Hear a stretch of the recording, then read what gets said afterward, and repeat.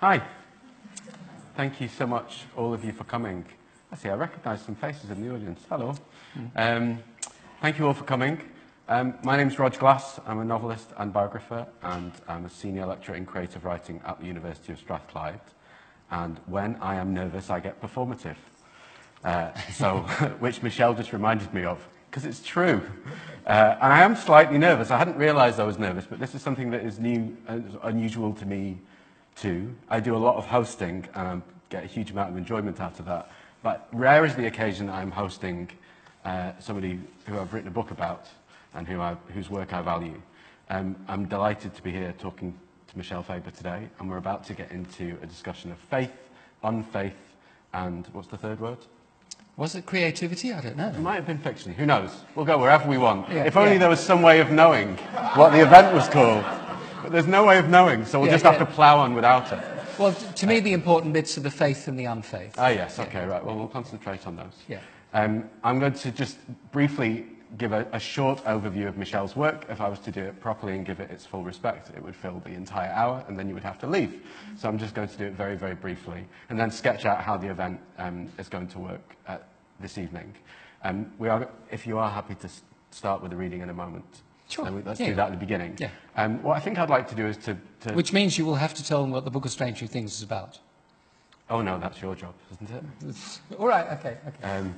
It's about faith. And unfaith, yes. I think what we'll do is start with that reading, and then over the questions that I'll ask Michel, I would like us to move towards working out how Michel got to a place where he was able to write that particular book, having spent decades of writing, trying to find a way to write about a searching faith. So there are some staging posts on the way there and various other stories and books that we might touch upon on the way to the Book of Strange New Things. So let's see if we can start there and get back there by the end of the hour. Michel Faber is the author of books such as Under the Skin, The Crimson Petal and the White, The Fahrenheit Twins. He has no comfort zone, moves constantly across genre and form. He's the author of Undying, a love story, an absolutely beautiful book of poems. He wrote that and then never wrote any poetry again. Had never written non-fiction until his most recent book, Listen, which is about music, but is also the closest that he's ever got to writing autobiography. He's author of New York Times best-selling novels, but has never repeated himself. And yet, there is this common, really clear, identifiable thread in his work, which is all about the search for connection, or as Michel has said in the past, that our valiant search for connection as human beings, even us reaching for it, even when it is almost impossible or completely impossible to find that connection, and yet still we reach out for it. Once you see that thread in the work, it's very hard to unsee.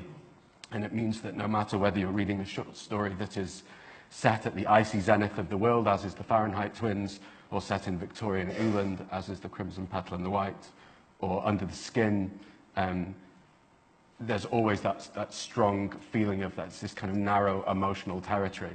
And so much of that is caught up with either an ability to believe or a difficulty in believing in some kind of higher power. So this festival is the absolutely perfect place to be able to explore those issues. I've not had the chance to ask Michel directly about this kind of thing before, and I'm really looking forward to it. Can we start with a reading from the Book of Strange New Things? The Book of Strange New Things is about... Well, the narrative setup is that you've got a Christian minister who gets the job of ministering to the spiritual needs of the native population of an alien planet. And he goes and meets these aliens and he ministers to them. His wife, who he loves very much, has to stay home on Earth, and the book really looks at what happens to their relationship when she's down here and he's up there doing his thing with the Oasans, who are the native population. He's in a sort of base of humans who are creating a kind of colony on this planet. One of the people that also works on that base is called Granger. She is, I can't even remember what her job description is, but they're all very techie people, and her issue is that her father is very unwell, and she's missing him, and it looks like he might die. She won't see him because she's 60 trillion miles away, and so on. I could give you lots more context. Some of this is going to be mysterious to you because we're, right in the middle of the book. But you'll just have to swim, I think. I think you'll get the main thrust of what this is about as I read. So, Granger comes in to Peter's study, and he welcomes her in, and he says, "I'm sorry Austin showed you that dead body. I didn't know he was going to do that." Oh, sorry, she says to him, "I'm sorry Austin showed you that dead body. I didn't know he was going to do that." "I've seen bodies before," he said gently. "It's horrible the way they still look like the person, but the person is gone." "The person is never gone," he said. "But yes, it's sad." Granger raised a hand to her mouth and with abrupt vehemence, like a cat, chewed at the nail of her pinky. Just as abruptly, she desisted. "Where did you get the wool from?" His bed is covered in little balls of wool. "One of the USIC personnel gave it to me." "Springer?" "Of course. Gay as pink ink, that guy." "That's not a problem here, surely." Granger sighed and let her head sag low. "Nothing is a problem here. Haven't you noticed?" He gave her another half a minute, but it was as though she was mesmerized by the carpet. Her bosom rose and fell. She was wearing a white cotton top with sleeves not quite long enough to cover the scars on her forearms. Each time she breathed in, the lace trim of her bra became visible through the thin fabric of her top and disappeared again when she exhaled. "You've been crying," he said. "I haven't." "You've been crying." She raised her head and looked him in the eyes. "Okay," she said. "What's causing you this pain?" She managed a smirk. "You tell me, doctor." He knelt at her feet and got himself comfortable. "Granger, I'm no good at this cat and mouse stuff. You came here to talk to me. I'm ready. Your heart is grieving. Please tell me why." "I guess it's what you'd call family problems." She fiddled with her fingertips.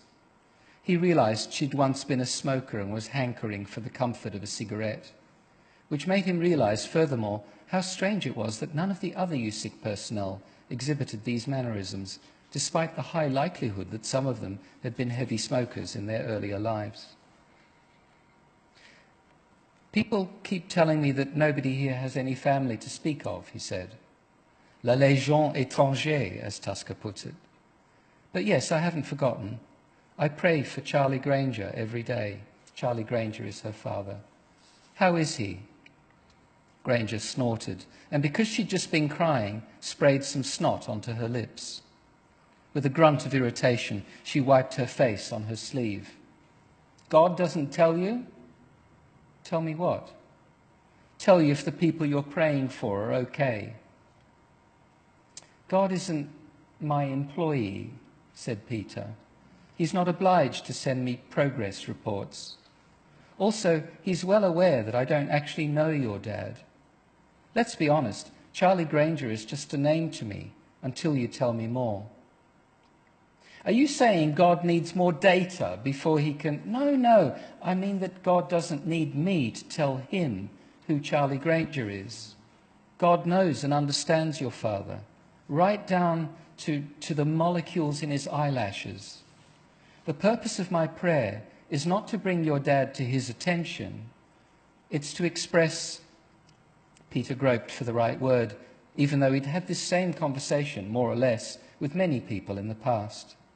Each time felt unique. It's to convey to God my love for another person. It's my opportunity to solemnly voice my concern for the people I care about. "But you just said my dad is just a name to you."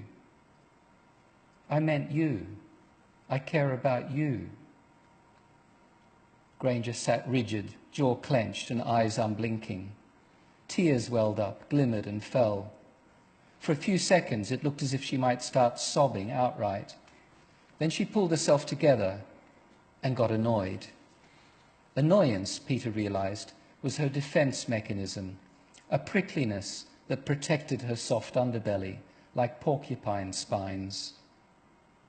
If prayer is just a way of voicing concern, she said, what's the point of it? It's like politicians expressing their concern about wars and human rights abuses and all the other bad stuff that they're going to sit back and let happen anyway. It's just empty words. It doesn't change a damn thing. Peter shook his head. It felt like years since he'd been challenged like this. In his ministry back home, it was an almost daily encounter. I understand how you feel, he said, but God isn't a politician or a policeman. He's the creator of the universe. He's an unimaginably huge force, 1 trillion times bigger than the solar system. And of course, when things go wrong in our lives, it's natural to be angry and to want to hold someone responsible, someone who isn't us. But blaming God, it's like blaming the laws of physics for allowing suffering, or blaming the principle of gravity for war. I never use the word blame, she said, and you're distorting the issue. I wouldn't get down on my knees and pray to the laws of physics, because the laws of physics can't hear me. God is supposed to be on the case.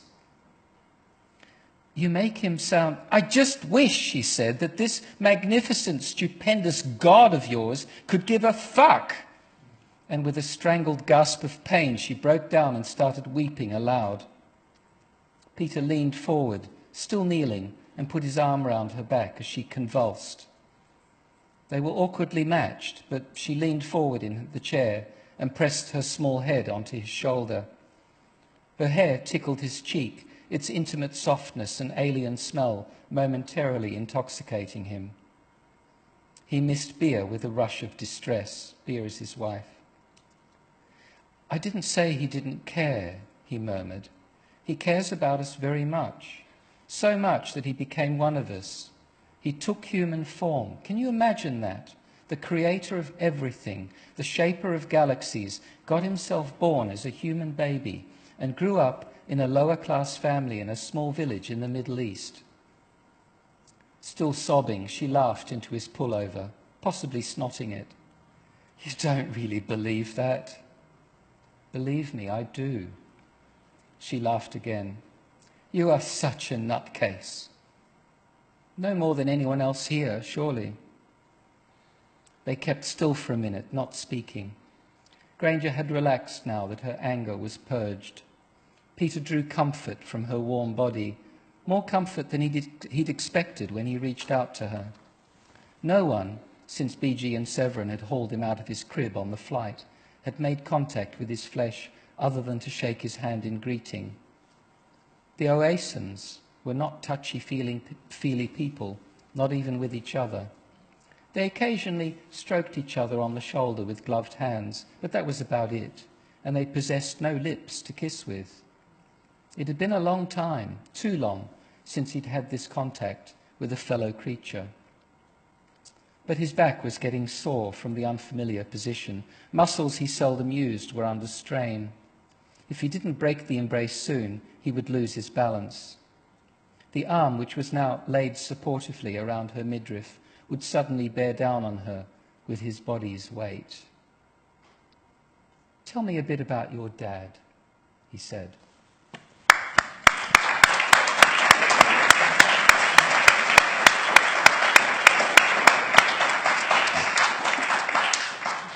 I should have explained much more context. I know No. Anyway. No, if you start saying, oh, well, before this they went to Timbuktu and they've just come back and they're about to cross the bridge, you've already lost people. Yeah. You have to swim, you're quite right. Yeah. Thank you so much for that. I think that does give you a sense of what the book is, not necessarily in terms of narrative events, but just in terms of the tone of delivery. The Book of Strange New Things is my favourite of Michel's books, and the reason is because I feel it's a genuinely searching exploration of what faith is why we need to believe as human beings, why we want to, the absurdity of it, all those kinds of things. But it doesn't look down on people that believe, or it doesn't kind of patronize belief. What I'm going to try and do over the next half an hour or so is to get us to the point where that book was written. The book was published in 2014, but you'd started it in 2008, hadn't you? And so it's a sustained effort. Probably 2007, because it was before Eva got diagnosed. Okay. And we'll come to Eva's role in the writing of the book shortly too. But what I'd like to do is to sort of wind back to the very start of your writing life, to try and trace the various steps along the way that you had to pass through in order to be in the place where you could write the book of Strange New Things. When do you think you first started becoming interested in the idea of writing about faith in some way? Well, I was the church librarian at the age of 10 in Australia. And I was hugely into comics, and I thought that the Book of Revelation would make a great comic. So I was already sort of, doing the drawings for the apocalypse back then. And then I lost my faith and was too cowardly to tell my parents. I left a letter saying I don't believe in this stuff anymore. I was like 11. And was there any particular event that led to that? Or was it, just it was the usual. It was the usual intellectual kid thing, where you've got parents who unquestioningly believe in a particular religion, particular doctrine, and then you've got the smart kid who actually reads the Bible and starts figuring out, hang on, that doesn't square with that, and if that's true, then that can't possibly be true, and looking at the way the world works and so on. So, so I had that classic teenager thing of realizing that it's all mythology, if you like. But unlike most clever people who think they've seen through religion, I never lost my respect for it. Why do you think that is? First of all, because people who write satirical novels about religious people and take the piss out of them are often very smug, and I'm quite allergic to smugness. There's a kind of superiority of the sort of Richard Dawkins kind, where it's like, yes, this is the sort of rubbish that ill-educated, unevolved people believe, and that once they ascend to a higher form of intelligence, then they will abandon religion as, childish things. And so Dawkins is a very smart man, but in that respect he's very dumb, in that he thinks that the human race is going to get there. It never will, because the human race really needs the things that religion supplies. And I always felt that if something is serving very deep needs that people have, you can't have contempt for it. I mean, especially as an artist, as a writer, you've got to look at what it's doing for those people and the needs that those people have. You can't just expect them to somehow not have those needs. So I've always been looking at that poignant no man's land territory between the speciousness and the corruption of a lot of organized forms of religion and the transcendence that people are looking for and that people need, and the way those forms of faith can be there for them when they really, really need it. Mm-hmm. And the Oasians really experience that transcendence in like a deeply meaningful, satisfying way for them, don't they? Yeah, I mean, the native population of that planet, Oasis. I mean, they call themselves Jesus lovers because they know that Peter can't tell them apart. They all look identical. So they call themselves Jesus Lover 1, Jesus Lover 2, Jesus Lover 3, and so on. And that's how he identifies them. Also, they have different colored robes. But they are very, very much in love with Jesus. And for very, very good reason, which I won't divulge. Okay. I want to pick up on what you said about smugness. That really interests me. You had an unusual sort of journey towards publication in that you wrote for your own pleasure and satisfaction for many years before seeking to publish at all. Yes. For most of us, the ego drives us to seek to publish way before we are ready. But you were writing for decades and often multiple short stories as well as novels over that period as well. You make it sound as if I sort of had this noble... feel free to undermine that if you like. You can do that, but I can't. So I'll set up and you knock it down. Okay. Back in those days, there were no computers, and you had to use up a lot of paper, which was expensive. And then if you wanted to get published, you had to send like this much paper through the mail to some publisher, which would cost, I don't know, $6 or something. And for $6, I could get a second-hand LP. I mean, and with the idea of sending manuscripts off, and I knew that most manuscripts get rejected, I thought, I'll send it away, they'll just send it back saying we don't want this, and for that same money I could have been, you know, playing a Tuxedo Moon record. So, no contest. Yes, that sounds very sensible. And yet you're still going to all of the effort of writing the books and putting the manuscript together. And it was because of the God of literature. Right, okay. It was because of so you were doing it for the God of literature, for posterity, but you weren't going to deal with these minions on Earth that you had to send $6 worth of manuscript to. This is a discussion that I had with Eva, my wife, who I met in 87, 88, by which time I'd already written a lot of books and put them away in a drawer. And she said, you know, why don't you want to put these books out there? And I said, well, I don't really need the validation of readers because the God of literature has already read the books, and the God of literature has said this one's sort of 8 out of 10, this one needs some work, etc. And the God of literature is very generous. And it's most generous than any God of literature I've ever come across. This is a lovely fantasy that you're putting. And Eva was a teacher, secondary school teacher, and she said that's bullshit. There is no God of literature. There's only readers.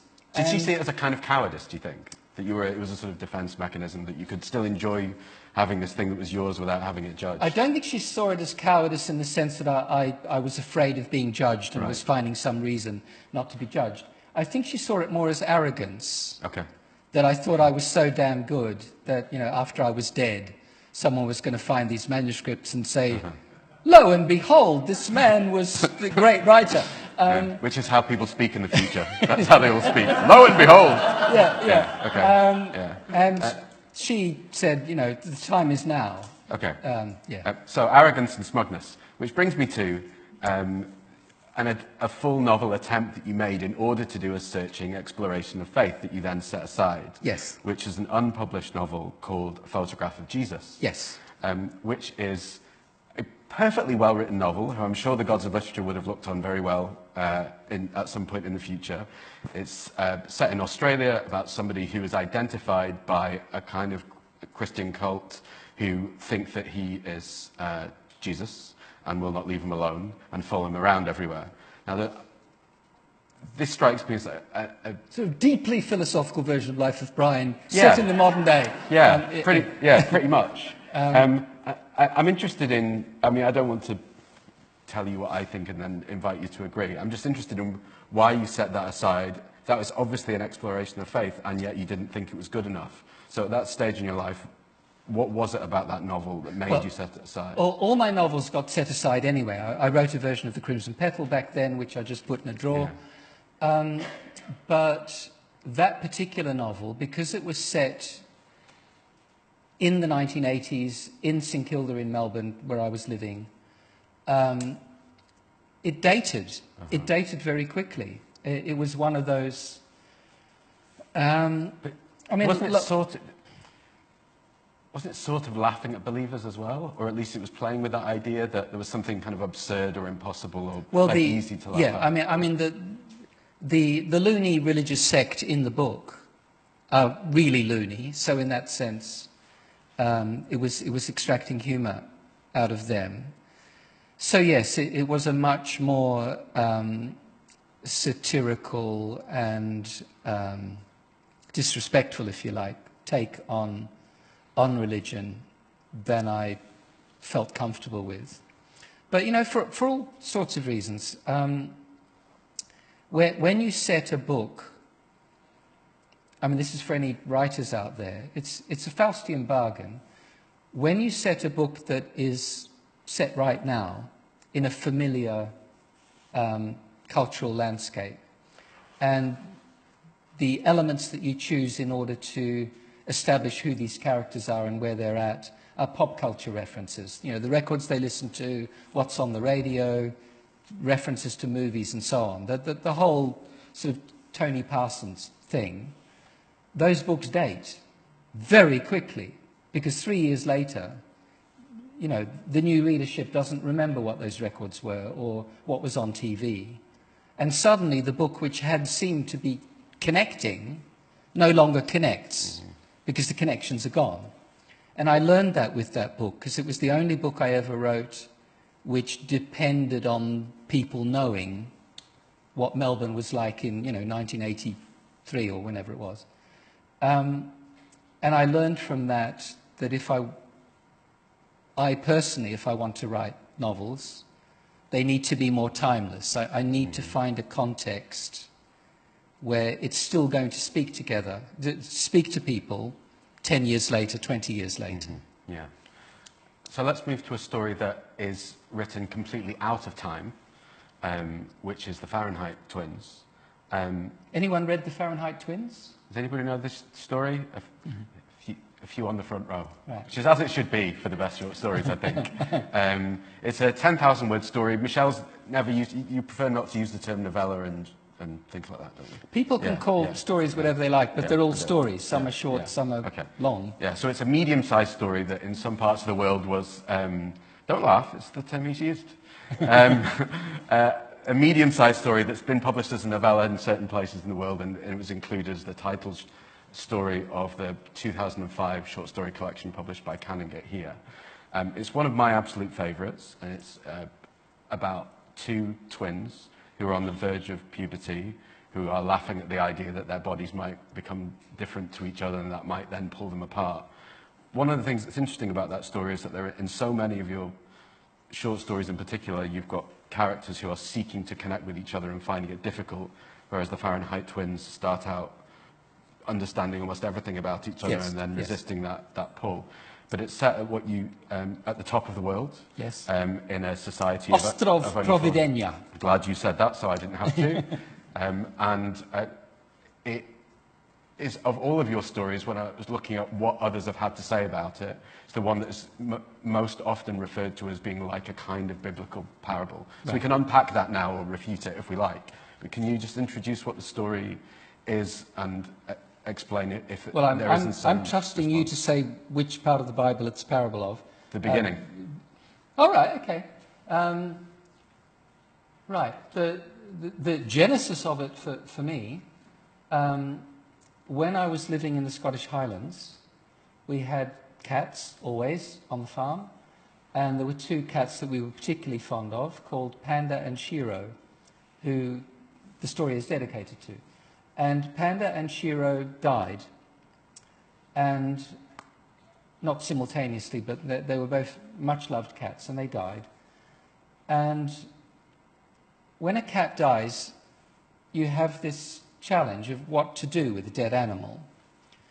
And it actually illuminates what to do with anything that's dead, including our loved ones, in that they're dead. They're now a lump of meat, right? The soul is gone. Whatever the soul was, it's not in that body anymore.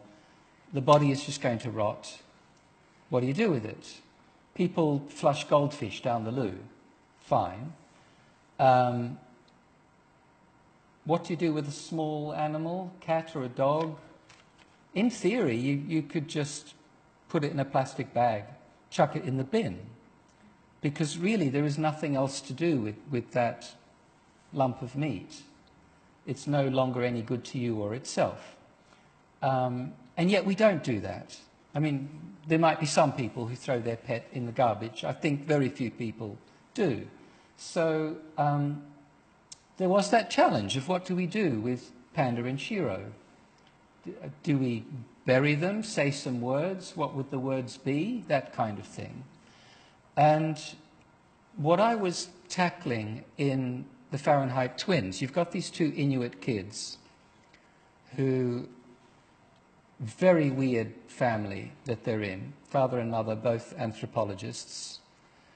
Their mother dies, and their very weird father basically leaves it up to them what they're going to do with the body of their mother. So they go out onto the tundra with the huskies, with the mother's body on the sled, and they have to figure out what is the appropriate thing to do with their mother, even though they've never had any religious background of any kind. They're sort of fumbling around for the right rituals. They're fumbling around for the right rituals. They're basically making up the appropriate religion in order to honor this dear person that they've lost. And they're sort of looking for feedback from the universe as to whether the things that they think of that might be appropriate are the thing that is right for that ritual. So it's really looking at where religion might have come from. What do you do in these very significant moments of your life when you're confronted with the cruelty of a random universe, and you have to somehow soften that or cushion it or somehow make it bearable. And that's really what the Fahrenheit Twins is about. Mm-hmm. I'm conscious of time, as I want to make sure that I give time for questions as well. So I'm going to fast forward a little bit and hope that you'll come with me when I say there are lots of other explorations of faith right across Michel's work. Whether it be the moment of kind of sublime connection with the universe that Italy has right at the end of Under the Skin, or any number of the short stories, the Fire Gospel, the novella or medium-sized short story as well. But I want to come back to the Book of Strange New Things. I'm interested in what it is that you felt that you were trying to attempt in terms of an exploration of faith in that novel, and were you even conscious of it in those terms at any point in the making? I was probably thinking about that novel from actually the early 2000s onwards, after the Crimson Petal, basically.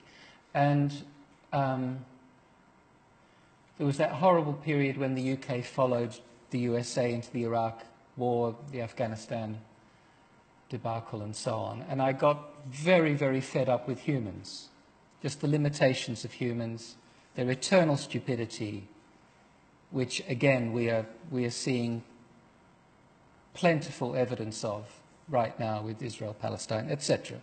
So I'd had enough of humans. And I think in every really serious writer, there's a part of them that loves humans, and there's a part of them that hates them. And that's in conflict. And I went through a phase of just not wanting anything to do with humans, and I had this fantasy that I could write a book which was set amongst non-humans. So it was going to be a science fiction novel set on a planet where there weren't any humans. And we were just going to have a relief from human fuckery. And I tried to write that for a bit, and then I realized it was impossible because, you know, we are humans. And when we read things, we need certain points of connection. So then I came upon this idea of the human missionary who goes to the alien planet and tries to cross that human-non-human divide. And I felt at the time that that was going to be my final novel. And Eva, my wife, was very upset about that. She loved my writing. She wanted me to keep writing books. And she said, never say never. Don't tell people this. Why tell people it's your final novel? Just, you know, get it out of your system. And then she was diagnosed with an incurable cancer, multiple myeloma. So that made it clear that in all likelihood this would be the last of my books that she would be able to read before she died. Mm-hmm. And she worked on that book with me the way she worked with me on the others. I'd like to make sure we give a bit of time over to Eva as a collaborator, so I'll come back to that in a second. So that cast a different halo over the book, if you like, and the book started more and more to incorporate the sort of body horror of what happens to bodies that are not viable, which is what was happening to her body. So it tackles all that, and it tackles, you know, where do we go when we die, and all of those things. And she did see it through to the end. I did the last sort of rewrites and edits of the book in the basement of the Primrose Hill bookshop in London, and she was in the cancer hospital dying, and I would go there and we would discuss, you know, the final tweaks. She saw the cover, the proposed cover for it, but she didn't live to see it published. But she knew it was going to come out. Yeah. So, you know, mission accomplished. Can we talk a little bit about the ways in which you think of Eva as a collaborator over your work over decades? I know there are key parts of key books of yours, such as chapter 10 in Under the Skin, where she wrote out a version of something that you were struggling to write. Something happened similarly in Crimson Petal and the White, and they've spoken in quite a refreshing way, I think, about the way that you considered her a collaborator and the way that you made things together. Can you talk a little bit about how that played out, particularly for the Book of Strange New Things? Because I think that's an interesting case. I think all writers, even the very best writers, have blind spots and tics, T-I-C. They just helplessly do the things that make sense to them. And it's good to have a person, for the writer to have a person in their life who can say, it's understood, you know, you know how to write, but this isn't doing it for me. There's something missing here that I want and you're not supplying it. And Eva was very honest about all that stuff, which is one of the reasons why I loved the working relationship that we had. And in the Book of Strange New Things, a book she became very, very fond of. When it was quite well advanced, she said, there needs to be something in the middle of this book, in the heart of this book, that really, really goes deep into Peter's emotions, because he's so in control and he knows the right thing to say as a minister, blah, blah, blah. We just need to go really deep with him, and we need to have a cry, basically. And that needs to happen in the middle of the book. So I wrote this chapter in which Peter reflects on his childhood and his troubled relationship with his dad. And he's having these sort of dreams, recollections. And he's weeping. And he's with one of the Jesus lovers, one of the aliens, who he's very fond of. She's called Jesus Lover 5. And she doesn't understand what weeping's all about. So when he wakes up and he's been weeping very loudly, she says a very long song. And for Eva, that supplied that emotional heart. So that's just one example of the ways that she influenced the book. That's a really beautiful moment, and it does feel like a kind of transfer of energy for the book that then... Can you still hear Rodge? Everything. Yeah, good, good. My mother is a speech and drama teacher and always asks me to enunciate and to speak up more clearly. Every so often, I forget, and then it comes back to me. Lo and behold. Yes, very Anyway, good. Thank you for keeping an eye out for whether I'm speaking loudly enough. I've completely forgotten what we were talking about. Faith, unfaith, fiction. Can I ask you to very warmly thank Michel Faber, please?